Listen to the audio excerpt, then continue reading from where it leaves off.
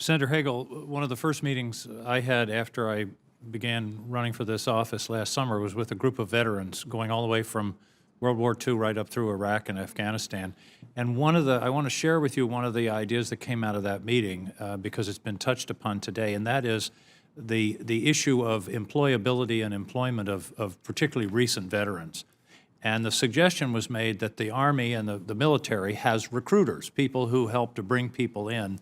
And perhaps it might make some sense for them to have the reciprocal of recruiters, outplacement people, to deal with soldiers who are, men and women who are about to leave, because there's an information gap, is what the veterans told me, between leaving the military active duty and then going into the Veterans Administration jurisdiction. There's a gap there, and I'm just, you don't really need to respond, but that's a suggestion I might make, where it would be tremendously helpful to provide that kind of information, what the programs are, what's available, what the scholarships are, how the GI Bill works, all those things to people. And I'm sure it's done to some extent now, but to really regularize that and increase it to be comparable to the effort that's put into recruiting.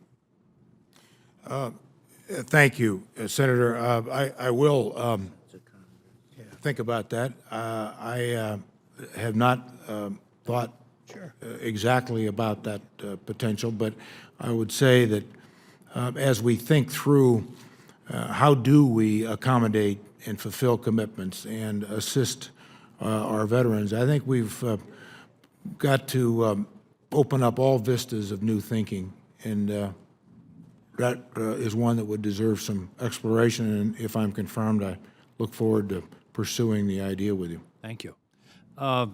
I'm also serving on the Intelligence Committee, and one of the issues, and you talked about this in your statement and it's been touched upon some today, is the whole issue of counterterrorism.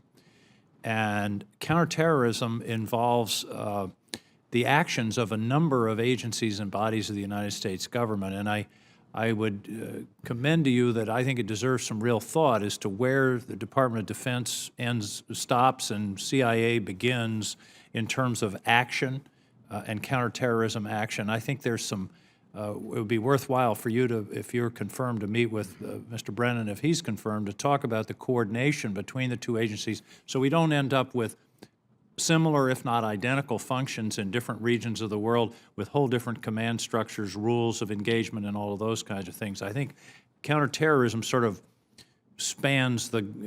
covers the gap or the relationship between traditional defense and the intelligence community.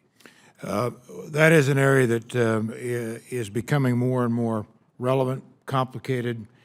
Title 10 versus Title 50 and all those dynamics. And if confirmed, yes, if Mr. Brennan is confirmed, we'll be spending some time together. Final thought, and I know you've touched upon this. I don't think we can adequately emphasize the importance of the cyber threat. That may well be the war of the future. And my sense is that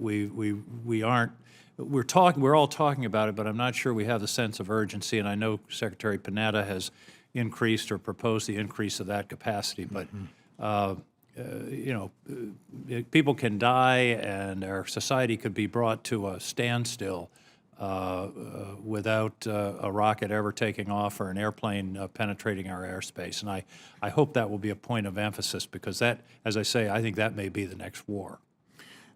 I agree. I, as you know, noted it in my opening statement.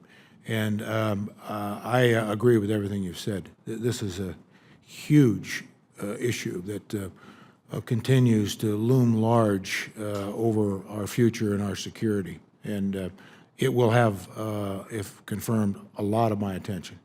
Thank you. Thank you.